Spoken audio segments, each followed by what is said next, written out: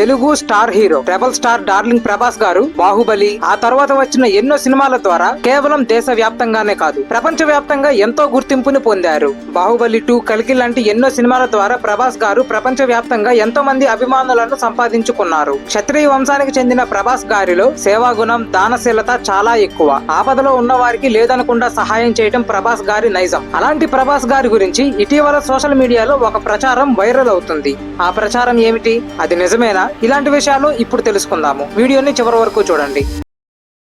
Hi friends, అందరికీ నమస్కారం. Welcome to my channel. అసలు క్లెయిమ్ ఏమిటి?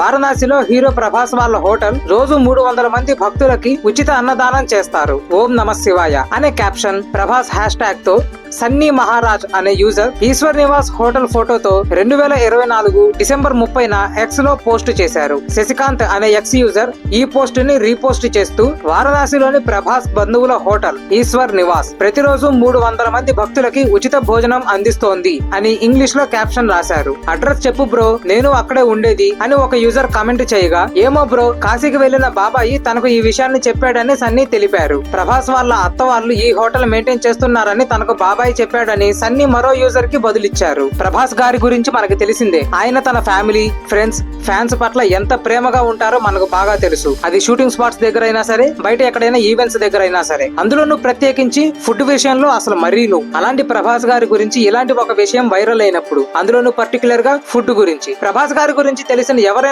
సరే ఈ విషయం నమ్మకపోతే ఆశ్చర్యపోవాలి, కానీ నమ్మితే ఆశ్చర్యపోవాల్సింది ఏమీ లేదు. అసలు వాస్తవం ఏంటి?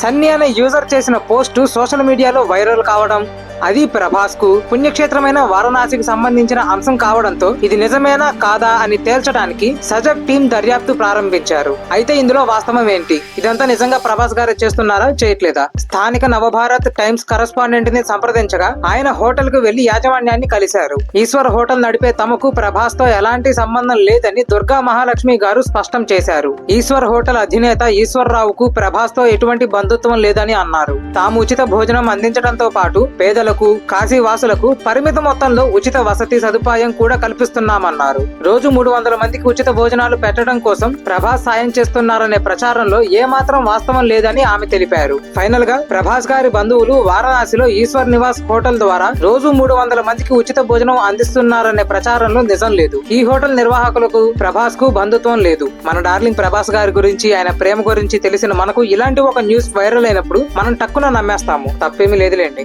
ఎంతకీ మీలో ఎంతమంది స్పిరిట్ మూవీ కోసం వెయిట్ చేస్తున్నారు రికార్డ్స్ బద్దలు కొట్టడానికి? కమెంట్స్ లో చెప్పండి. వీడియోని చివరి వరకు చూసినందుకు ధన్యవాదాలు. ఈ వీడియో కనుక మీకు నచ్చినట్లయితే లైక్ చేయండి, మీ ఫ్రెండ్స్ అండ్ ఫ్యామిలీకి షేర్ చేయండి.